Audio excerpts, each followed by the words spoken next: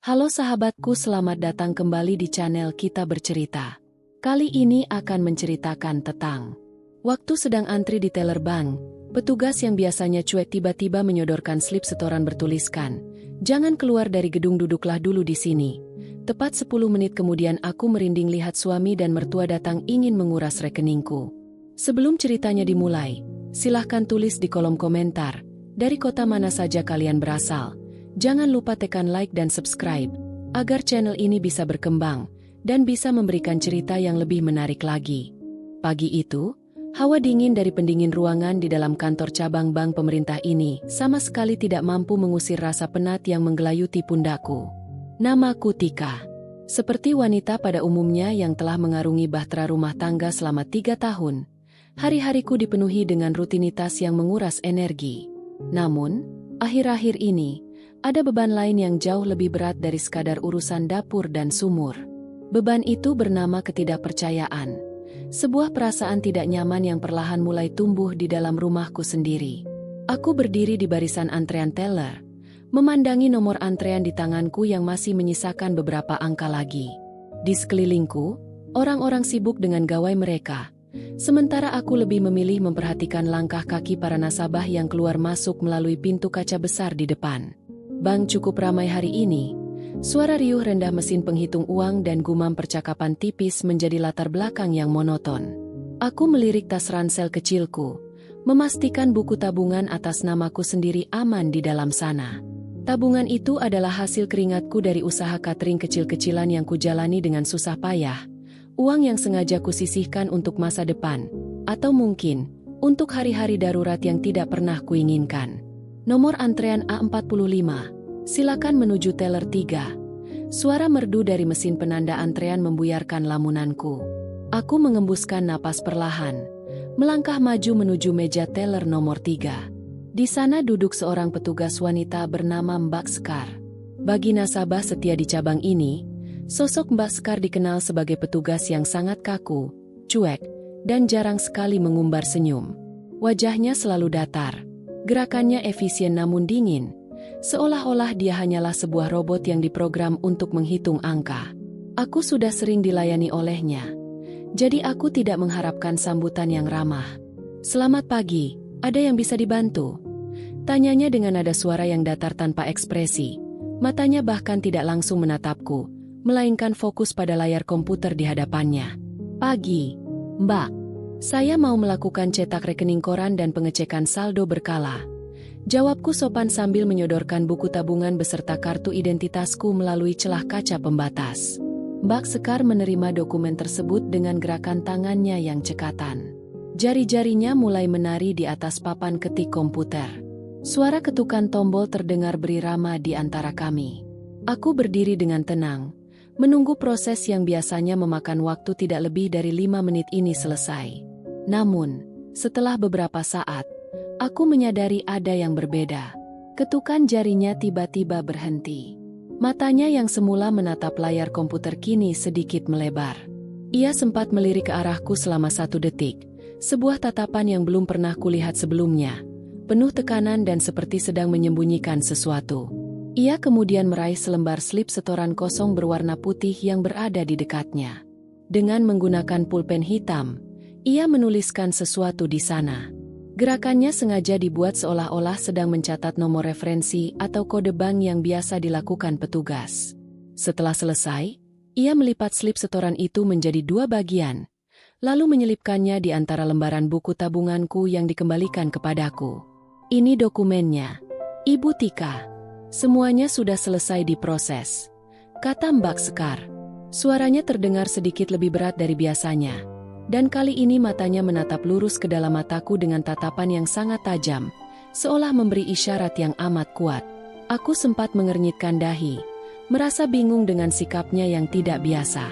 "Terima kasih, Mbak," ucapku lirih. Aku melangkah menjauh dari meja teller, berjalan menuju sudut ruangan dekat pintu keluar untuk memeriksa dokumenku. Ketika kubuka lipatan buku tabungan, selembar slip setoran yang dilipat itu terjatuh. Aku memungutnya dan membukanya dengan rasa penasaran yang membuncah. Di sana, di atas kertas putih itu, Tertulis sebuah kalimat dengan tulisan tangan yang tergesa-gesa namun cukup jelas dibaca. Jangan keluar dari gedung. Duduklah dulu di sini. Tolong pura-pura masih mengantre. Jantungku tiba-tiba berdegup kencang. Mengapa Mbak Sekar menulis pesan seperti ini? Apakah ada masalah dengan rekeningku? Ataukah ada bahaya yang sedang mengancam? Berbagai spekulasi buruk mulai berputar di kepalaku.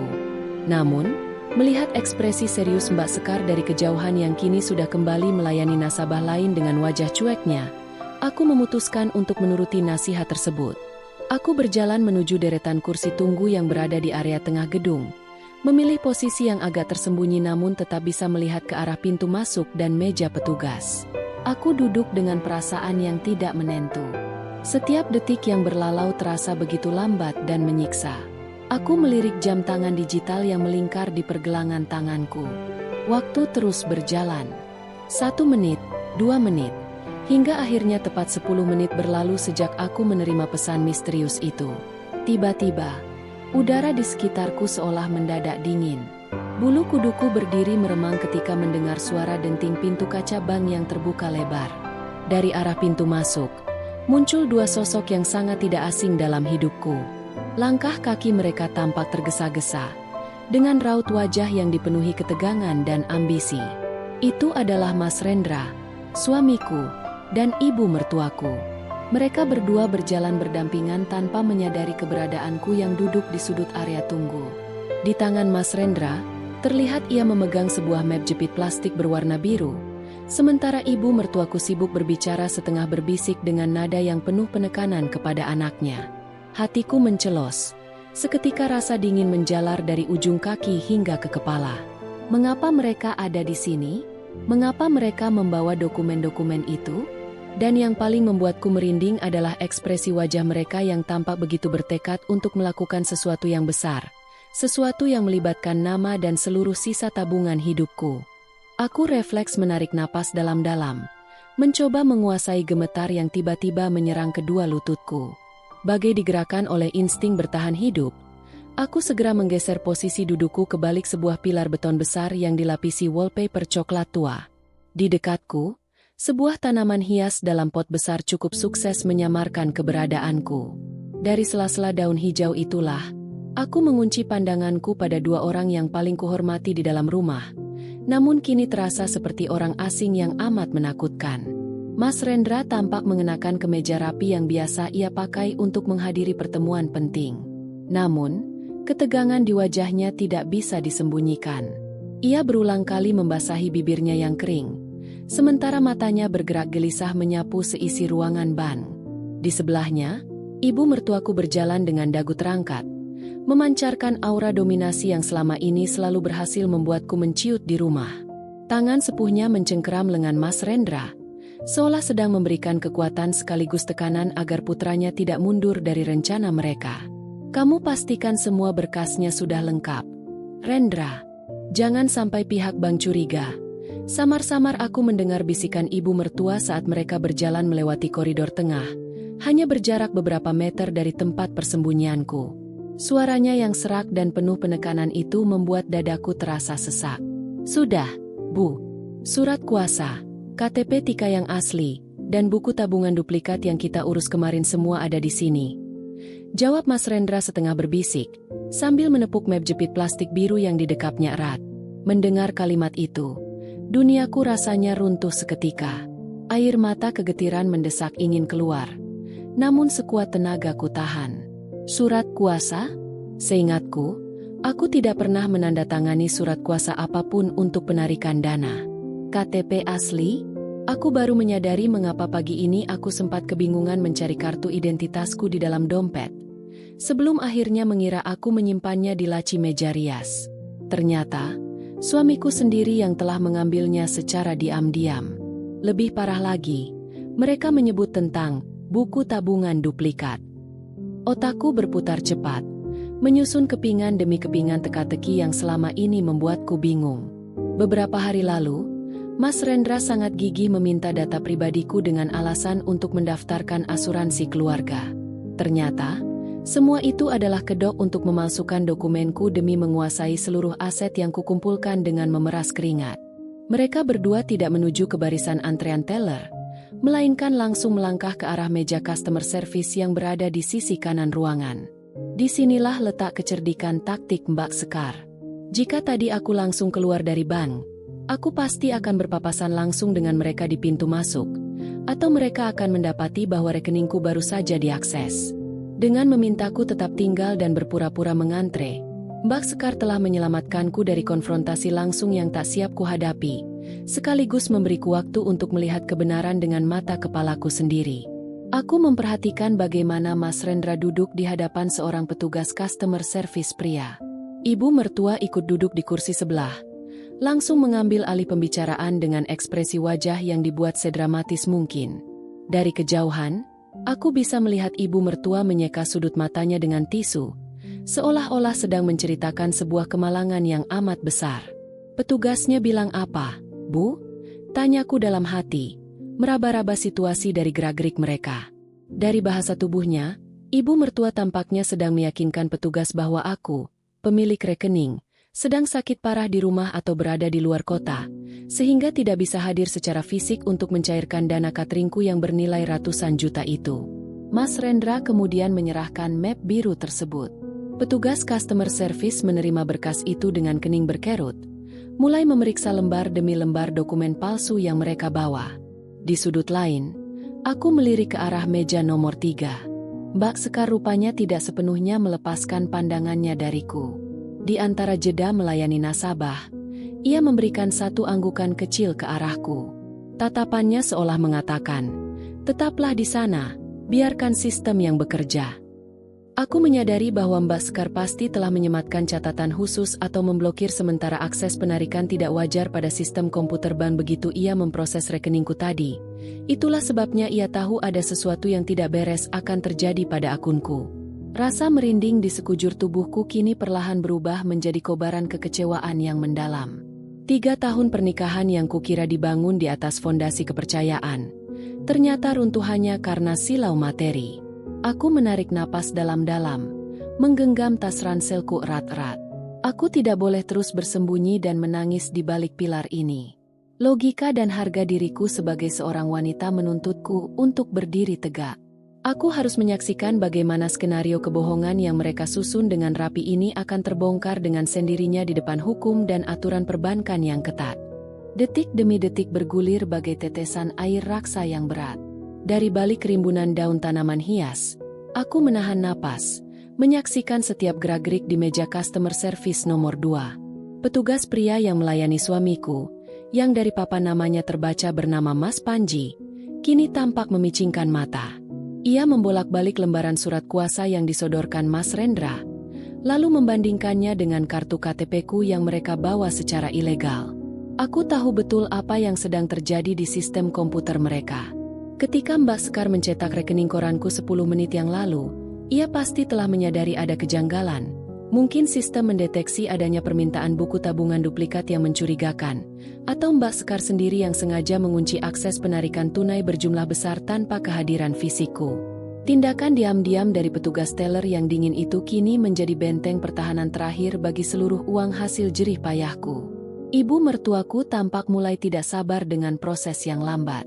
Ia memajukan badannya, mengetuk-ngetukkan jari kuku yang dihias rapi ke atas meja marmer dengan ritme yang mengancam. "Bagaimana, Pak? Prosesnya bisa dipercepat, kan? Menantu saya sedang terbaring lemah. Kami sangat membutuhkan dana ini segera untuk keperluan yang amat mendesak," ucap ibu mertua dengan nada suara yang dibuat bergetar, seolah penuh dengan kecemasan seorang ibu. Mendengar kebohongan yang begitu lancar keluar dari mulut wanita yang selama ini kuhormati, dadaku rasanya seperti dihantam benda tegar. Begitu teganya mereka menyusun skenario palsu demi seonggok materi. Mas Rendra di sebelahnya hanya menunduk, sesekali menyeka keringat dingin di dahinya dengan sapu tangan yang kusisipkan di kantong kemejanya pagi tadi. Wajah suamiku pucat pasi. Ia tahu betul apa yang mereka lakukan adalah pelanggaran. Namun ketidakberdayaan dan ketundukannya pada sang ibu tampaknya telah membutakan mata hatinya dari rasa bersalah kepada istrinya sendiri. Mas Panji, sang petugas bank, tidak langsung menjawab desakan itu. Jari-jarinya kembali mengetikkan sesuatu di papan ketik dengan ritme yang lambat dan penuh kehati-hatian. Layar monitornya sengaja dihadapkan membelakangi nasabah, namun dari pantulan kaca di pilar belakangnya, aku bisa melihat ada sebuah kotak dialog berwarna merah yang berkedip, sebuah tanda peringatan sistem yang menandakan ada sesuatu yang tidak beres dengan akun yang sedang diakses. Mohon maaf sebelumnya, Ibu, Bapak Rendra. Suara Mas Panji terdengar tenang namun sangat tegas, menggema tipis di area ruang tunggu yang mulai agak lengang. Berdasarkan sistem validasi kami, rekening atas nama Ibu Tika ini baru saja diakses beberapa menit lalu dan statusnya saat ini berada dalam pemantauan khusus karena adanya aktivitas ganda. Selain itu, untuk penarikan dana dalam jumlah besar melalui surat kuasa, nomor telepon pemilik rekening yang terdaftar harus kami hubungi terlebih dahulu untuk melakukan verifikasi langsung melalui panggilan video. Mendengar penjelasan itu, Mas Rendra tampak terperanjat. Ia langsung menatap ibunya dengan tatapan panik yang tidak bisa disembunyikan lagi. Itu, Pak, handphone istri saya tertinggal di rumah, dan beliau sedang istirahat total tidak bisa diganggu, jadi tidak mungkin bisa mengangkat telepon atau melakukan video call sekarang. Potong Mas Rendra dengan suara yang sedikit meninggi, mencoba mencari alasan logis. Betul, Pak. Apa tidak bisa kebijakan bank dipermudah untuk urusan keluarga seperti ini? Kami ini suaminya dan mertuanya sendiri, bukan orang asing. Ibu mertua mulai menaikkan intonasi suaranya, mencoba menggunakan taktik intimidasi emosional yang biasanya selalu berhasil ia gunakan untuk menekanku di rumah. Namun, tempat ini adalah bank, sebuah institusi resmi yang bergerak di atas dasar regulasi ketat. Bukan ruang tamu rumah kami di mana ibu mertua bisa berkuasa mutlak. Mas Panji tetap mempertahankan senyum profesionalnya, meskipun sorot matanya menunjukkan ketegasan yang tak bisa ditawar. Kami sangat memahami situasi Anda, Ibu. Namun, aturan perlindungan nasabah adalah prioritas utama kami. Tanpa verifikasi langsung dari Ibu Tika, kami tidak dapat memproses penarikan ini. Melihat perdebatan yang mulai memanas, dua orang petugas keamanan bank mulai menggeser posisi berdiri mereka, bergerak mendekat ke arah meja customer service untuk berjaga-jaga. Di sudut lain, aku melihat Mbak Sekar kembali memberikan kode lirik mata yang sangat tipis ke arahku. Inilah saatnya. Aku tidak bisa terus bersembunyi seperti seorang pengecut sementara seluruh hidup dan hakku sedang dipertaruhkan di depan mataku. Aku mengembuskan napas panjang, meluruskan blazer katun yang kukenakan, dan menggenggam erat tas ranselku. Dengan langkah kaki yang sengaja kubuat mantap dan berbunyi tegas di atas lantai tegel ban, aku keluar dari balik pilar persembunyianku. Aku berjalan lurus menuju meja customer service nomor 2, tepat ke arah punggung suamiku dan ibu mertuaku yang masih sibuk mendesak petugas bank. Udara di sekitarku rasanya mendadak berhenti berputar saat aku mengikis jarak di antara kami, siap meruntuhkan seluruh sandiwara yang mereka bangun. Setiap tapak langkahku di atas lantai granit bank siang itu terasa bagai ketukan palu hakim yang menggema di dalam dada. Suara gesekan sepatuku memecah keheningan tipis di sekitar meja customer service nomor 2. Jantungku berdegup kencang, bukan lagi karena rasa takut, melainkan karena gejolak harga diri seorang istri yang telah dikhianati secara terencana. Aku melangkah tegap, mengikis jarak yang memisahkan diriku dengan dua orang yang paling dekat dalam hidupku, namun sekaligus menjadi orang yang paling asing saat ini. Siapa yang Mas Rendra dan Ibu maksud sedang sakit-sakitan di rumah? Suaraku terdengar begitu tenang, bahkan terlampau tenang untuk situasi se-ekstrim ini. Namun, di balik ketenangan itu, ada nada dingin yang menusuk. Mas Rendra seketika menegang.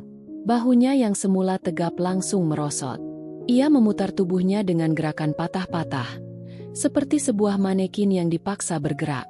Ketika matanya bertumbukan dengan mataku, sepasang bola matanya melebar sempurna. Mulutnya sedikit terbuka, namun tidak ada satu kata pun yang sanggup keluar dari tenggorokannya. Wajah suamiku yang semula pucat kini berubah menjadi seputih kertas. Map jepit plastik biru yang didekapnya hampir saja tergelincir dari tangannya jika ia tidak buru-buru mencengkeramnya kembali dengan jari-jari yang gemetar. Di sebelahnya, ibu mertuaku juga menoleh. Ekspresi wajahnya adalah sebuah perpaduan yang dramatis antara rasa terkejut, malu, dan kemarahan yang tertahan.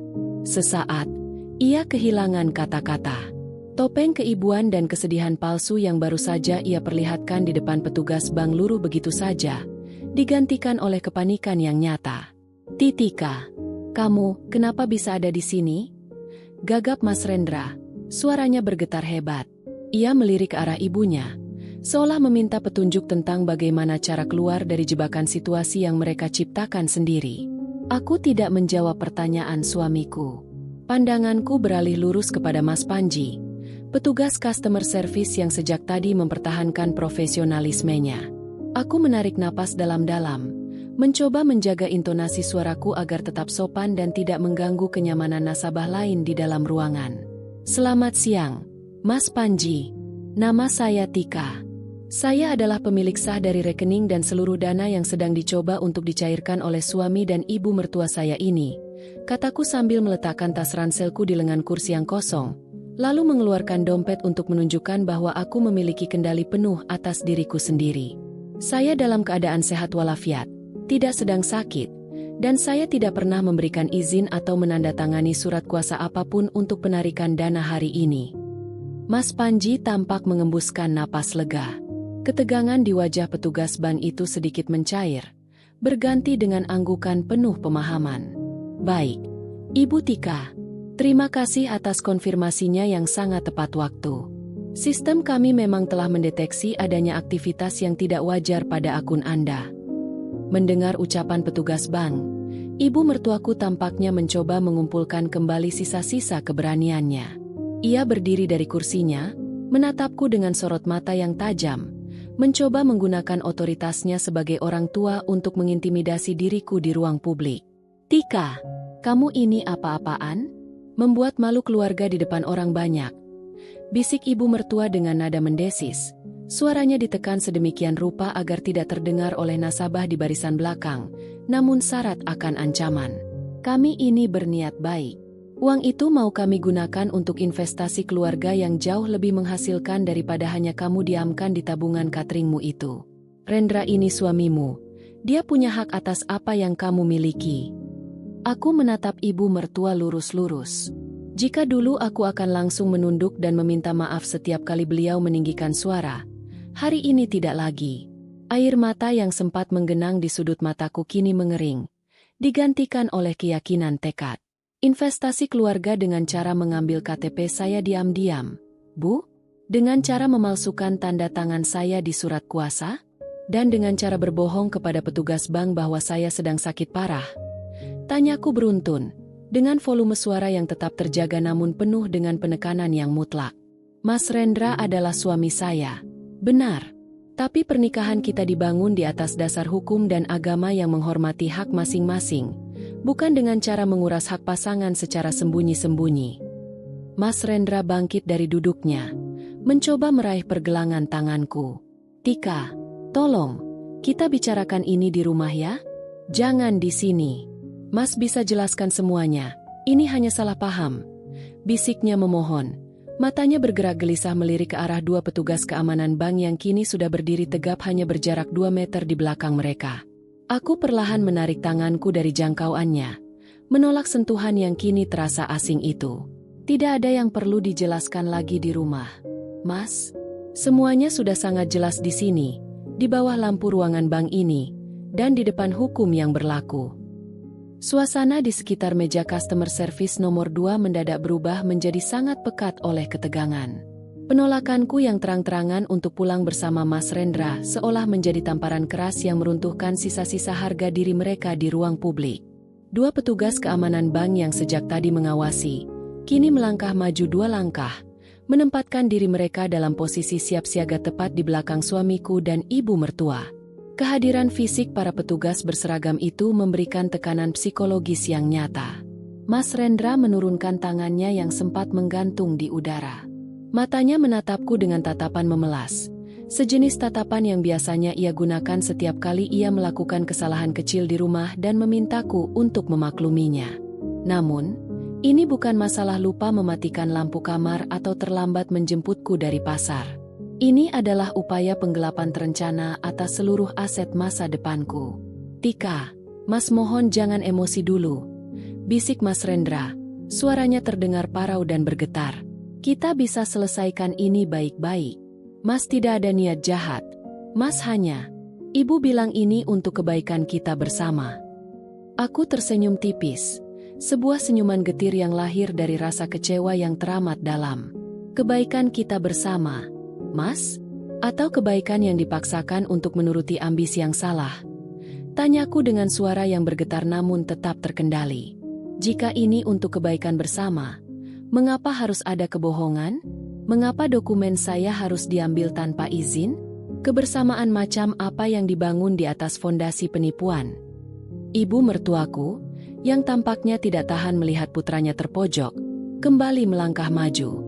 Wajahnya memerah menahan amarah dan rasa malu yang luar biasa, karena beberapa nasabah di barisan belakang kini mulai menoleh ke arah kami. Kamu ini keterlaluan, Tika. Berani-beraninya kamu mendikte suamimu sendiri di depan orang asing. Ucap ibu mertua dengan suara yang berdesis tajam, jarinya menunjuk ke arahku. Uang yang kamu sombongkan itu toh didapat setelah kamu menjadi istri Rendra. Sudah sewajarnya Rendra ikut mengaturnya. Jangan jadi istri yang durhaka dan mementingkan diri sendiri. Mendengar tuduhan itu, dadaku terasa sesak. Namun logika di kepalaku justru bekerja semakin jernih. Aku menatap wanita parubaya di hadapanku itu dengan pandangan iba.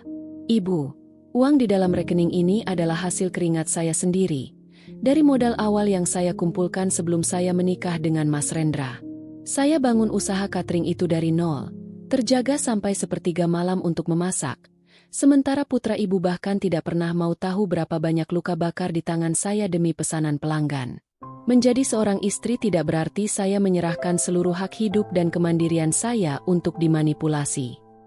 Sebelum ibu mertua sempat membalas, Mas Panji, petugas customer service, mengetuk meja marmernya dengan ujung pulpen secara sopan namun berhasil mengambil alih perhatian.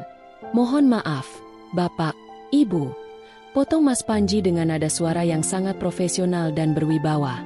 Karena pemilik sah rekening, Ibu Tika, telah hadir di sini dan menyatakan secara resmi bahwa dokumen surat kuasa ini tidak sah atau diduga dipalsukan, maka berdasarkan prosedur operasional standar bank kami, berkas-berkas ini harus kami tahan sebagai barang bukti. Mas Rendra tersentak. Ditahan?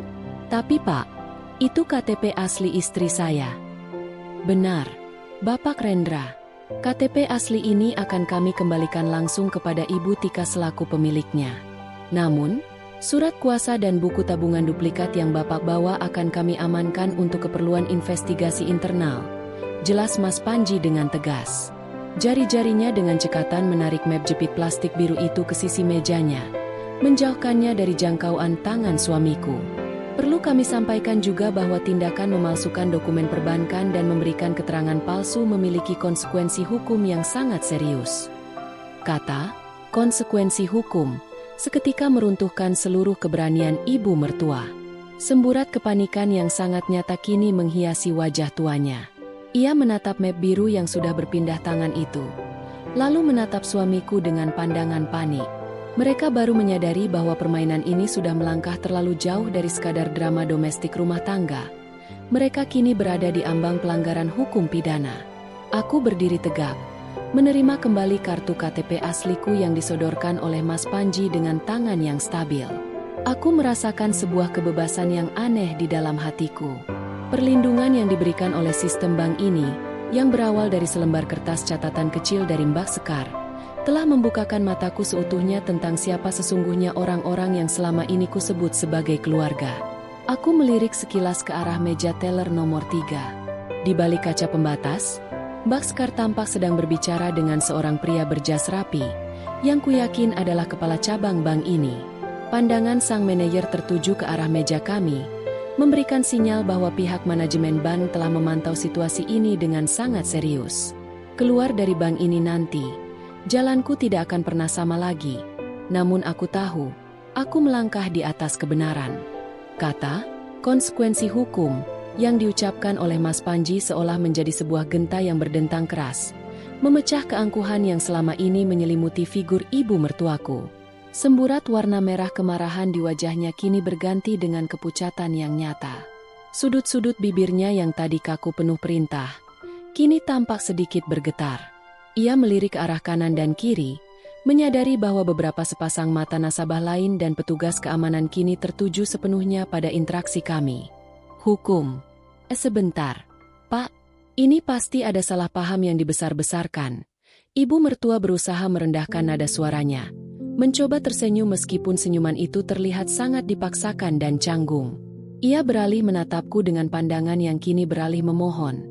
Sebuah pemandangan yang belum pernah kusaksikan selama 3 tahun menjadi menantunya. Tika, nak, kamu jelaskan ke petugasnya. Ini cuma urusan intern keluarga kita, kan? Masmu ini cuma mau bantu urus uangnya. Tidak ada niat jahat sama sekali. Aku menarik napas dalam-dalam, merasakan sesak yang teramat sangat di rongga dadaku. Panggilan, nak, yang keluar dari mulutnya terasa begitu asing dan hambar. Selama ini, nama itulah yang paling jarang ia sebut jika tidak ada kemauan yang harus kuturuti. Maaf, Bu. Kebohongan di depan institusi resmi bukan lagi sekadar urusan ruang tamu rumah kita. Jawabku dengan suara yang bergetar namun tetap teguh. Ketika Ibu dan Mas Rendra memutuskan untuk memalsukan tanda tangan saya, saat itu juga Ibu sudah membawa urusan keluarga ini ke ranah hukum. Mas Rendra di samping ibunya tampak terpaku. Ia menatap map biru yang kini berada di bawah kendali Mas Panji dengan pandangan kosong. Penyesalan tampaknya baru merayap masuk ke dalam benaknya. Namun semua sudah terlambat. Tika, tolong. Mas minta maaf. Mas hilaf. Mas cuma menuruti kata ibu yang bilang bisnis cateringmu terlalu berisiko kalau dipegang sendiri. Ucapnya dengan suara parau, nyaris berbisik. Mendengar suamiku melempar kesalahan pada ibunya sendiri, aku hanya bisa menggelengkan kepala perlahan. Rasa hormatku pada pria yang berjanji di depan ayahku 3 tahun lalu kini telah menguap tanpa sisa. Ia bukan hanya seorang pengkhianat atas kepercayaan istrinya, tetapi juga seorang pria dewasa yang tidak berani bertanggung jawab atas tindakannya sendiri. Sebelum perdebatan di antara kami semakin larut, seorang pria parubaya dengan kemeja batik sutra dan papan nama bertuliskan Manajer Cabang melangkah mendekat. Langkahnya tenang namun memancarkan otoritas yang mutlak. Mbak Sekar berjalan selangkah di belakangnya, memberikan pandangan sekilas yang syarat akan rasa simpati kepadaku. Selamat siang semuanya. Saya Hendrawan, manajer cabang di sini. Ucap pria tersebut dengan suara bariton yang ramah namun tegas. Ia menatap Mas Rendra dan ibu mertuaku bergantian, lalu beralih kepadaku. Ibu Tika, berdasarkan laporan dari staf kami dan bukti awal yang kami amankan, pihak bank akan mengambil tindakan tegas untuk mengamankan aset Anda. Untuk kenyamanan bersama, mari kita selesaikan proses pengamanan akun ini di ruangan saya. Pak Hendrawan kemudian memberikan isyarat kepada 2 petugas keamanan. Tolong bantu Bapak dan Ibu ini untuk menunggu di ruang tunggu luar sementara kami memproses verifikasi data bersama Ibu Tika. Mendengar instruksi tersebut, ibu mertua sempat ingin memprotes. Namun sorot mata tegas dari petugas keamanan yang bertubuh tegap membuat nyalinya menciut. Dengan langkah gontai dan kepala tertunduk menahan malu yang teramat sangat, Mas Rendra dan ibunya berjalan beriringan meninggalkan meja customer service, dikawal ketat oleh petugas keamanan menuju pintu keluar. Aku berdiri di sana, memandangi punggung suamiku yang perlahan menjauh. Ada bagian dari hatiku yang terasa patah, namun ada bagian yang jauh lebih besar yang merasa bebas. Aku tahu, setelah kaki ini melangkah keluar dari gedung bank ini, rumah tangga yang kubangun dengan penuh kesabaran tidak akan pernah sama lagi. Namun, aku juga tahu bahwa menyelamatkan harga diri dan masa depanku jauh lebih penting daripada mempertahankan sebuah pernikahan yang dipenuhi oleh belati kebohongan. Silakan lewat sini, Ibu Tika. Ajak Pak Hendrawan dengan sopan, mengulurkan tangannya menunjuk ke arah koridor menuju ruangan privat. Aku mengangguk, membetulkan letak tas ranselku. Sebelum melangkah, aku menyempatkan diri menoleh ke arah meja nomor 3. Mbak Sekar sedang sibuk melayani nasabah baru, namun ketika pandangan kami bertemu, ia memberikan seulas senyuman tipis yang sangat tulus. Sebuah senyuman yang meruntuhkan predikat cuek yang selama ini melekat padanya. Aku membalas senyuman itu dengan anggukan penuh rasa terima kasih yang tak terhingga. Isyarat kecil darinya hari ini telah mengubah seluruh jalan hidupku. Langkah kakiku terasa jauh lebih ringan saat mengikuti Pak Hendrawan menuju ruang kerjanya yang terletak di sudut belakang aula perbankan. Ruangan itu dibatasi oleh dinding kaca buram dengan kusen kayu jati yang kokoh, memberikan kesan privasi yang mutlak di tengah hiruk-pikuk aktivitas kantor cabang. Begitu pintu kayu ditutup rapat, suara riuh rendah dari luar langsung lenyap, digantikan oleh kesunyian yang menenangkan, hanya ditemani oleh dengung halus dari pendingin ruangan. "Silakan duduk, Ibu Tika," ujar Pak Hendrawan dengan nada suara yang sangat hangat dan kebapakan. Beliau mempersilakan aku duduk di sebuah kursi laras empuk berwarna hitam yang berhadapan langsung dengan meja kerjanya yang rapi. Aku menurunkan tas ranselku, meletakkannya di pangkuan, lalu duduk dengan posisi tegak. Meskipun sisa-sisa ketegangan dari konfrontasi di luar masih terasa di ujung-ujung jariku, aku berusaha sekuat tenaga untuk tetap menampilkan ketenangan. "Mas Panji," petugas customer service yang melayaniku tadi, masuk beberapa saat kemudian membawa map jepit plastik biru milik suamiku yang kini telah beralih fungsi menjadi berkas barang bukti internal. "Terima kasih, Panji.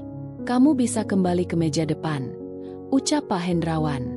Setelah Mas Panji keluar, sang manajer cabang membuka map tersebut dan memeriksa isinya dengan saksama selama beberapa menit. Keningnya berkerut dalam saat membaca lembar surat kuasa palsu yang membawa namaku. "Pertama-tama, saya ingin menyampaikan apresiasi yang mendalam atas keberanian dan ketenangan Ibu Tika dalam menghadapi situasi sulit ini." Pak Hendrawan membuka percakapan sambil melipat kedua tangannya di atas meja. "Sistem keamanan kami memang dirancang untuk mendeteksi anomali, namun tanpa sikap kooperatif dan ketegasan dari Ibu selaku pemilik sah rekening, tindakan penyelamatan aset ini akan jauh lebih rumit." Aku mengangguk perlahan, merasakan kegetiran yang kembali merayap di tenggorokan. "Saya juga sangat berterima kasih, Pak, terutama kepada Mbak Sekar di meja teller. Jika bukan karena slip catatan kecil yang beliau selipkan di buku tabungan saya mungkin sudah berjalan keluar pintu dan tidak akan pernah tahu apa yang sedang direncanakan oleh suami dan mertua saya di belakang saya." Pak Hendrawan tersenyum tipis, seolah sudah memahami tabiat salah satu staf terbaiknya itu.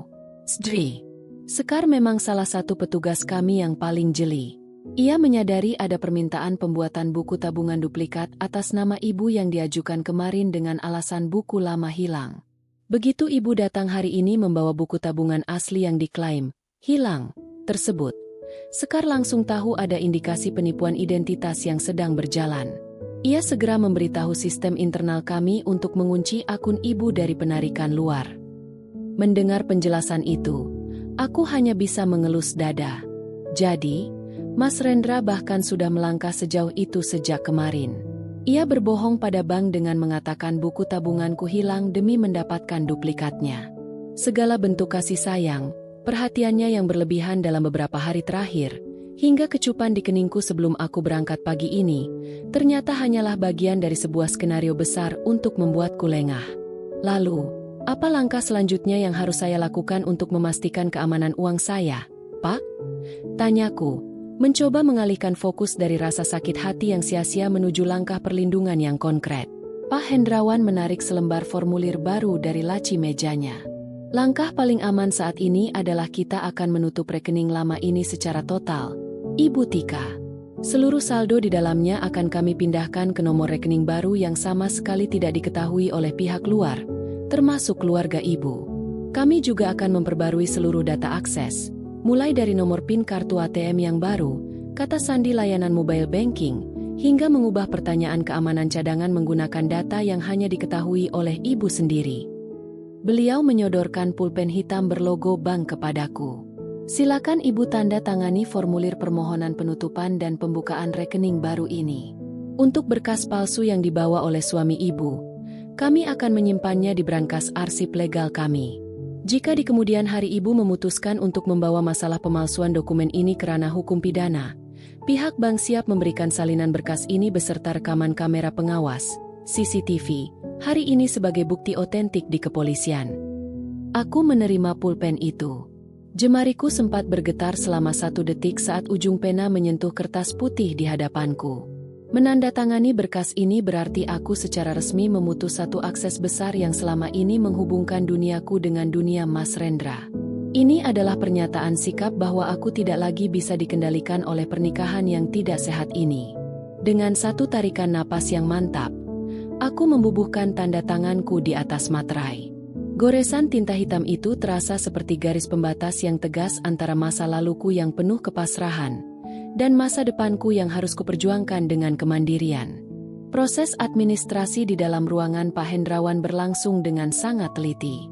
Setiap lembar dokumen baru yang kusentuh terasa seperti kulit baru yang sedang tumbuh untuk melindungi luka yang masih menganga.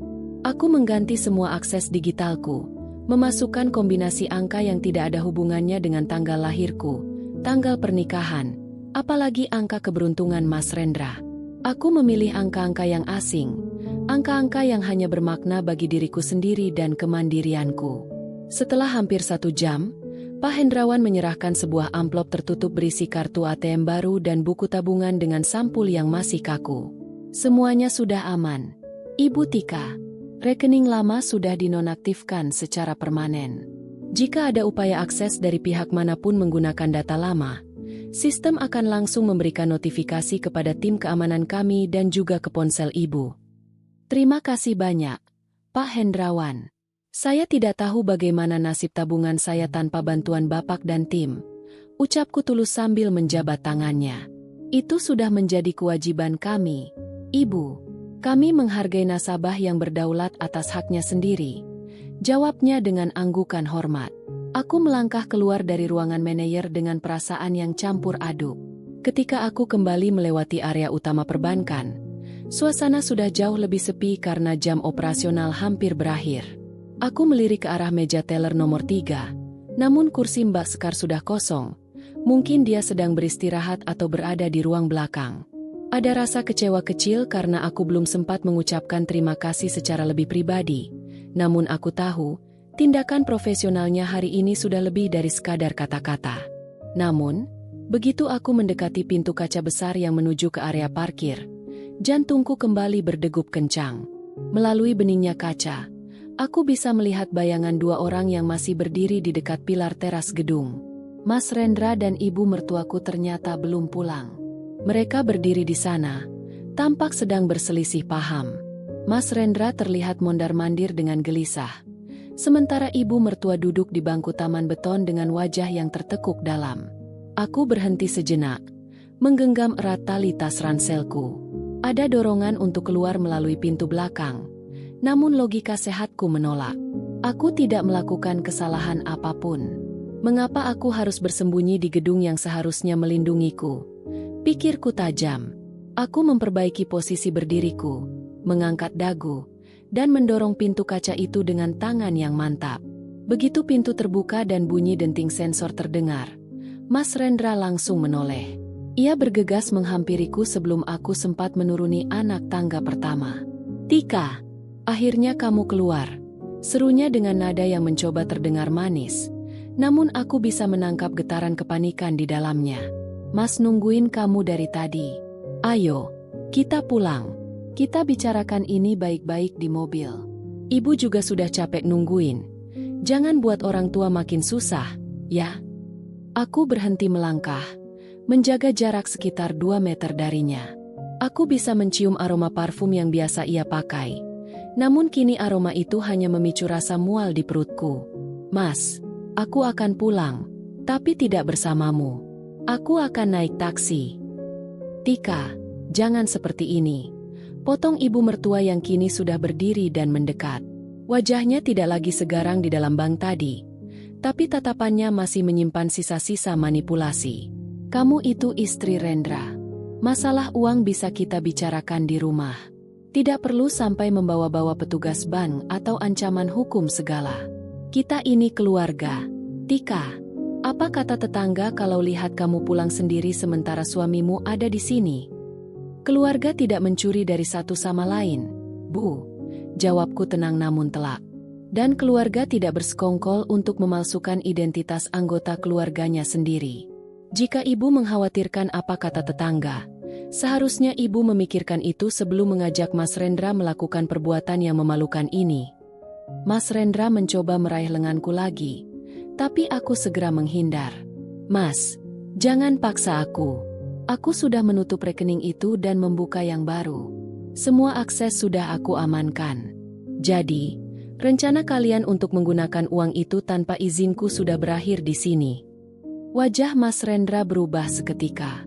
Sorot matanya yang memelas kini berganti dengan kilatan amarah yang selama ini ia sembunyikan di balik topeng suami penurut. Kamu tega, Tika? Kamu lebih mementingkan uang daripada keutuhan rumah tangga kita? Mas cuma butuh sedikit modal untuk proyek itu. Dan ibu juga butuh untuk bayar utang-utang lamanya. Kenapa kamu jadi pelit sekali? Mendengar pengakuannya yang jujur, bahwa uangku ingin digunakan untuk membayar utang ibu mertua yang entah apa asalnya, membuat seluruh keraguanku sirna. Pernikahan ini memang sudah lama menjadi parasit. Dan aku baru menyadarinya hari ini. Keutuhan rumah tangga ini sudah kamu hancurkan sendiri saat kamu memegang pulpen untuk memalsukan tanda tanganku. Mas, ucapku lirih. Sebuah taksi daring yang kupesan tadi pagi melalui aplikasi kini tampak memasuki area parkir. Aku berjalan menuju mobil itu tanpa menoleh lagi. Teriakan Mas Rendra dan gerundelan ibu mertua di belakangku terdengar semakin menjauh, tertutup oleh deru mesin mobil yang mulai melaju.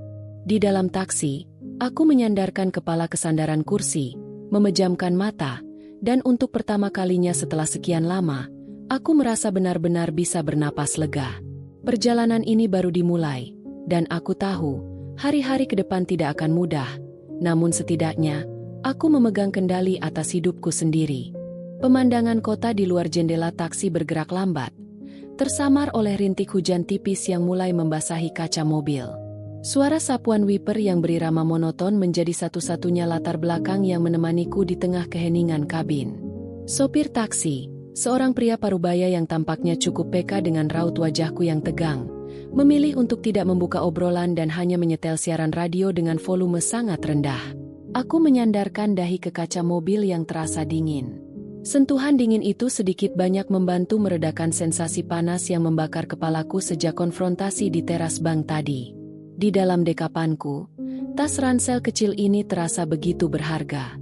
Di dalamnya ada buku tabungan baru, simbol dari kedaulatan diriku yang berhasil kupertahankan dengan susah payah. Namun, di balik rasa lega yang mulai merayap, ada ruang kosong yang mendadak terasa hampa di dalam dadaku. 3 tahun bukan waktu yang sebentar.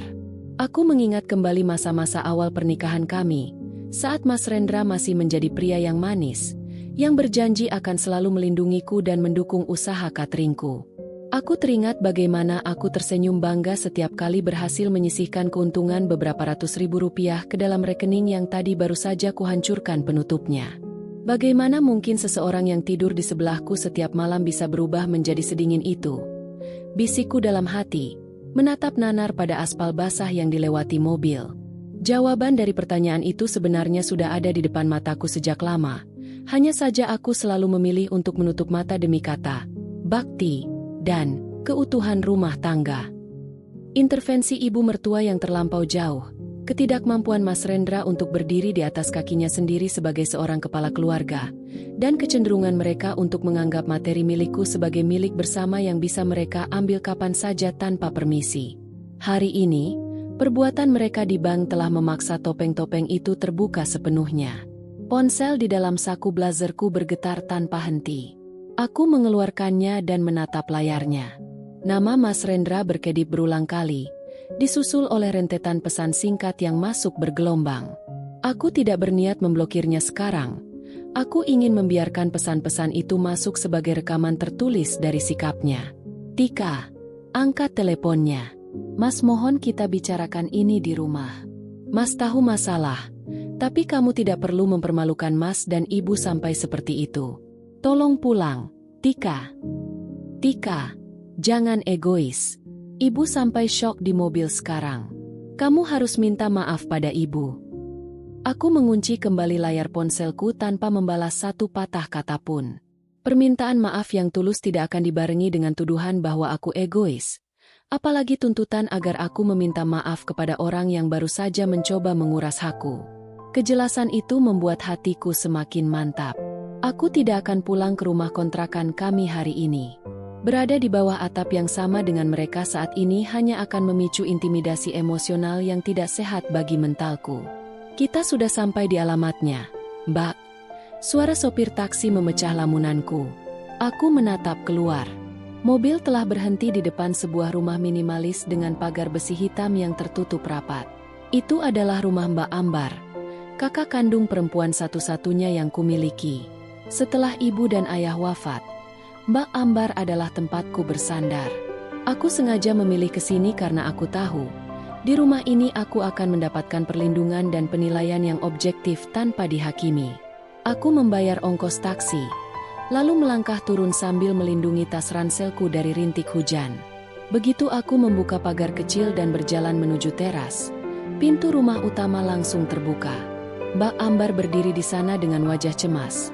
Rupanya ia sudah melihat kedatanganku dari balik jendela ruang tamu.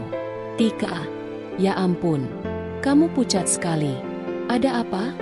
tanya Mbak Ambar langsung, merangkul pundakku yang sedikit basah karena air hujan dan membimbingku masuk ke dalam kehangatan rumahnya. Begitu pintu rumah Mbak Ambar tertutup di belakangku, benteng pertahanan yang kubangun sejak di dalam bank tadi akhirnya runtuh juga. Air mata yang kutahan sekuat tenaga di depan Mas Rendra dan ibu mertua kini luruh tanpa bisa dicegah. Aku menangis sesenggukan di bahu kakakku, melepaskan seluruh rasa lelah, kecewa, dan perih yang bertumpuk menjadi satu. Mbak Ambar tidak banyak bertanya. Ia hanya mengusap punggungku dengan lembut, membiarkan aku menumpahkan seluruh emosiku terlebih dahulu sebelum kami memulai babak pembicaraan yang baru. Aroma teh melati hangat yang mengepul dari cangkir keramik di atas meja sedikit banyak membantu menenangkan badai di dalam dadaku. Aku duduk di sofa ruang tamu Mbak Ambar, menggenggam cangkir itu dengan kedua tangan yang masih menyisakan sedikit getaran. Setelah tangisku mereda, rasa lelah yang luar biasa menjalar ke seluruh tubuh, seolah-olah aku baru saja berlari maraton menanjak tanpa henti. Mbak Ambar duduk di sebelahku, menyodorkan seotak tisu dan membiarkan keheningan menyelimuti kami selama beberapa saat. Ia adalah tipe kakak yang tidak akan mendesak adiknya untuk berbicara sebelum sang adik benar-benar siap. Setelah aku meneguk teh hangat itu hingga separuh, aku mengembuskan napas panjang dan mulai menceritakan semuanya. Aku bercerita mulai dari rutinitas pagiku yang biasa, langkah kakiku yang mengantre di teller bank, hingga keanehan sikap Mbak Sekar yang biasanya sedingin es. Aku menjabarkan setiap kata yang tertulis di atas slip setoran putih itu, rasa merinding yang menyerang kuduku tepat 10 menit kemudian, hingga konfrontasi terbuka di meja customer service saat Mas Rendra dan ibunya tertangkap basah membawa dokumen palsu. Selama aku bercerita, wajah Mbak Ambar berubah dari bingung menjadi terkejut, dan akhirnya mengeras penuh amarah. Tangan kakakku mencengkeram sandaran sofa dengan erat, menahan geram yang amat sangat. "Astaga, Tika!" Mbak Ambar menggelengkan kepala dengan pandangan tidak percaya. "Mbak tahu mertuamu itu dominan dan Rendra sering tidak punya pendirian. Tapi Mbak tidak pernah menyangka mereka akan senekat dan selicik itu. Menipu bank? Memalsukan tanda tanganmu? Itu sudah kriminal namanya." "Aku juga tidak pernah menyangka, Mbak," jawabku lirih, menatap pantulan diriku yang kuyu di permukaan air teh. "Kalau bukan karena Mbak Sekar yang jeli dan menahan pergerakan mereka di sistem, tabungan cateringku pasti sudah terkuras habis hari ini. Uang yang aku kumpulkan dari mencuci piring sampai subuh, uang yang rencananya mau kita pakai untuk membesarkan warung catering kita, mereka mau pakai itu untuk bayar utang rahasia ibu." Mbak Ambar menggeser duduknya, lalu memeluk pundakku erat-erat. "Untung kamu dengerin firasatmu dan petunjuk dari teller itu, Tika. Gusti Allah masih sayang sama kamu, makanya kedok mereka dibuka dengan cara seperti ini sebelum semuanya terlambat." Ponselku yang kuletakkan di atas meja kopi tiba-tiba kembali menyala dan bergetar. Layarnya menampilkan panggilan video masuk dari Mas Rendra. Aku hanya menatapnya dengan pandangan hampa. Berbeda dengan di dalam taksi tadi di mana aku merasa sesak. Kini melihat nama itu berkedip hanya menyisakan rasa dingin dan kekosongan. "Jangan diangkat kalau kamu belum siap," cetus Mbak Ambar, bersiap meraih ponsel itu untuk mematikannya. "Tidak, Mbak, biar aku angkat," cegahku pelan namun mantap.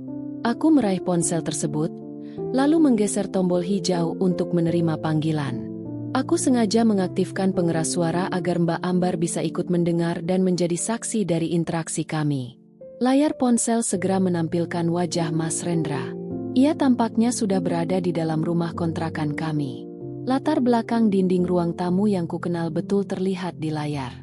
Di belakangnya, ibu mertuaku sedang duduk di kursi kayu sambil mengipasi dirinya sendiri dengan kipas tangan.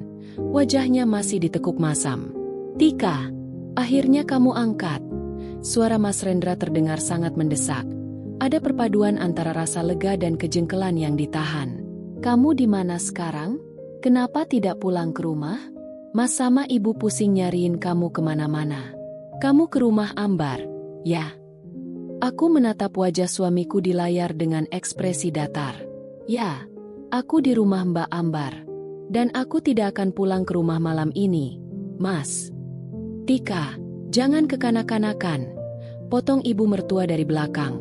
Tiba-tiba memajukan wajahnya ke arah kamera ponsel yang dipegang Mas Rendra. "Masalah kecil begini dibesar-besarkan sampai kabur dari rumah. Kamu itu istri, tempatmu di rumah melayani suami. Cepat pulang, kita selesaikan urusan uang itu baik-baik. Rendra butuh modal itu minggu ini juga." Mendengar bentakan ibu mertua yang sama sekali tidak menunjukkan rasa bersalah atau penyesalan, aku justru merasa sebuah kekuatan baru tumbuh di dalam diriku. Rasa takutku telah menguap sepenuhnya di lantai bang siang tadi.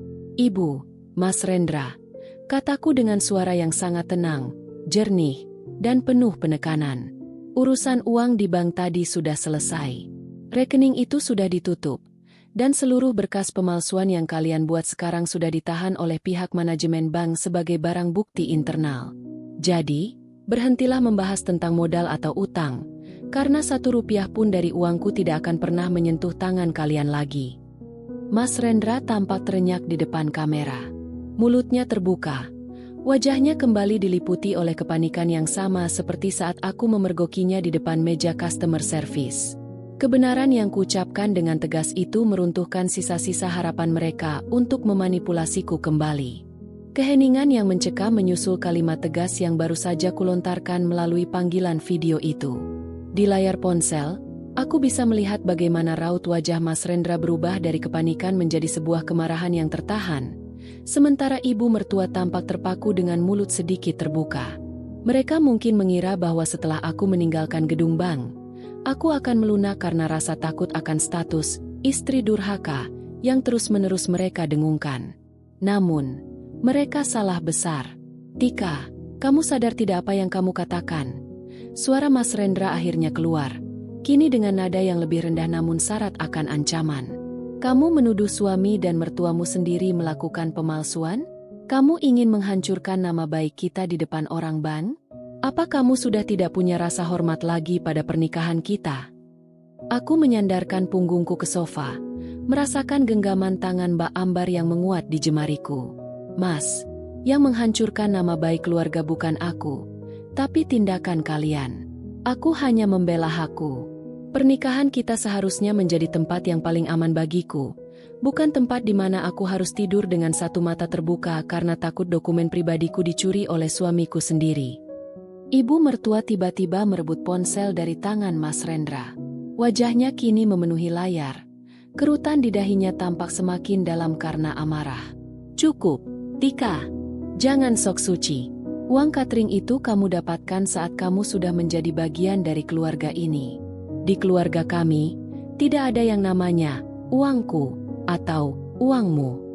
Semuanya milik bersama. Ibu butuh uang itu untuk menutup malu karena utang arisan dan kebutuhan adikmu yang lain. Kamu sebagai menantu seharusnya paham posisi." Mendengar pengakuan yang begitu gamblang tentang niat mereka, yang ternyata juga untuk membiayai kebutuhan adik iparku yang selama ini hidup bermewah-mewahan di atas penderitaanku, membuat rasa ibaku benar-benar mati. Keluarga macam apa yang tega membiarkan salah satu anggotanya bekerja bagai budak dari subuh hingga tengah malam hanya untuk membiayai gengsi anggota lainnya? Tanyaku dengan suara yang kini mulai bergetar karena emosi yang tertahan. "Maaf, Ibu, tapi prinsip milik bersama tidak bisa digunakan sebagai pembenaran untuk melakukan tindak pidana pemalsuan. Dan Mas Rendra, jika kamu merasa pernikahan ini hancur, ingatlah bahwa kamu yang pertama kali meruntuhkan fondasi kepercayaannya. Tika, kalau kamu tidak pulang malam ini dan membawa buku tabungan baru itu, Jangan harap kamu bisa kembali lagi ke rumah ini. Ancam Mas Rendra yang kini kembali mengambil alih ponsel. Ia mencoba menggunakan taktik terakhirnya, pengusiran. Aku menatapnya lurus melalui kamera. Aku memang tidak berniat untuk kembali, Mas. Malam ini, aku akan meminta Mbak Ambar menemani aku ke rumah kontrakan untuk mengambil sisa barang-barang pribadiku. Dan aku harap kalian tidak mencoba menghalangiku jika tidak ingin urusan ini benar-benar berpindah ke kantor polisi. Mendengar kata polisi, Mas Rendra tampak sedikit menciut. Ia tahu betul bahwa aku memiliki bukti yang kuat di ban. Tanpa menunggu balasannya, aku langsung memutus sambungan panggilan video tersebut. Layar ponselku menjadi gelap, mencerminkan wajahku yang tampak lelah namun memiliki binar keberanian yang baru. Mbak Ambar langsung memelukku erat. Kamu hebat, Tika. Mbak bangga sama kamu. Kamu sudah melakukan hal yang benar. Sekarang, jangan pikirkan mereka dulu. Kamu harus istirahat, makan sesuatu. Baru nanti sore kita ke sana dengan pendampingan yang tepat. Pendampingan? Tanyaku bingung. Ya, Mbak Ambar mengangguk mantap. Mbak punya teman pengacara.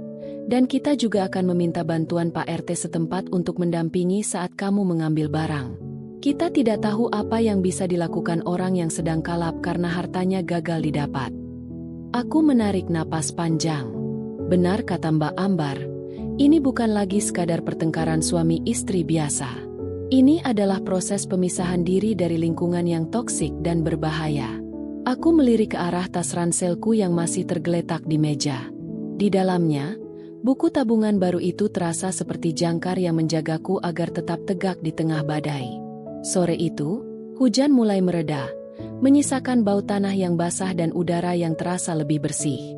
Aku tahu, langkah-langkah selanjutnya akan terasa sangat berat.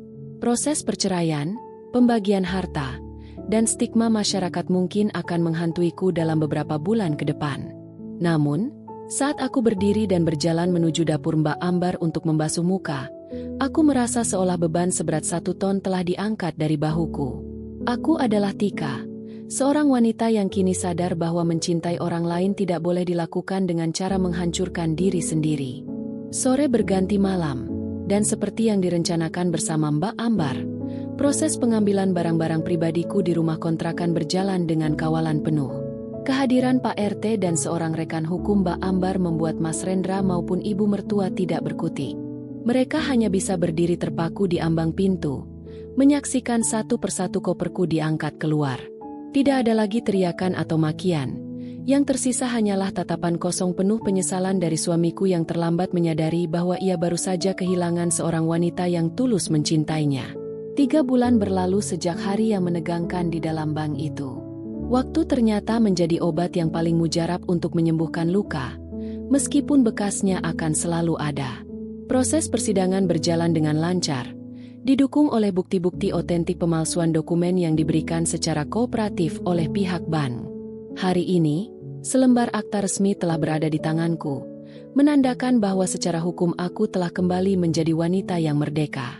Pagi ini, udara kota terasa begitu sejuk dan bersih. Aku berdiri di depan sebuah ruko 2 lantai yang baru saja kusewa menggunakan sebagian dari dana tabungan cateringku. Di atas pintunya, sebuah papan nama kayu bercat putih terpasang dengan anggun, bertuliskan, "Catering Tika, rasa rumahan yang tulus." Ini adalah perwujudan dari mimpi lama yang sempat terkubur oleh ketakutan dan tekanan masa lalu. Tika, semua pesanan untuk acara syukuran siang ini sudah siap di mobil box. Suara Mbak Ambar membuyarkan lamunanku. Ia berjalan mendekat sambil mengelap tangannya dengan serbet. Wajahnya dihiasi senyum bangga yang merekah. Terima kasih banyak ya, Mbak. Tanpa Mbak, aku tidak akan sampai di titik ini.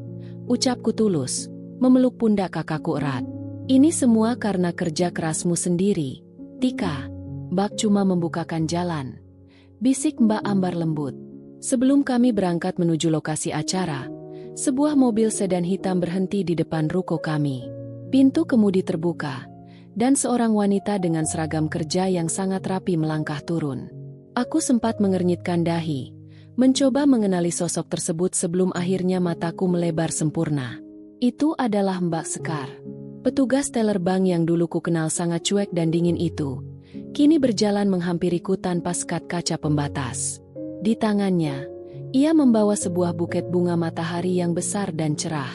Wajah yang dulu selalu datar tanpa ekspresi, kini melengkungkan sebuah senyuman yang sangat manis dan tulus. "Selamat pagi, Ibu Tika. Maaf saya datang tiba-tiba," ucap Mbak Sekar dengan nada suara yang kini terdengar begitu bersahabat. "Hari ini saya sedang lepas dinas, dan saya tidak ingin melewatkan hari pertama pembukaan ruko catering baru Anda."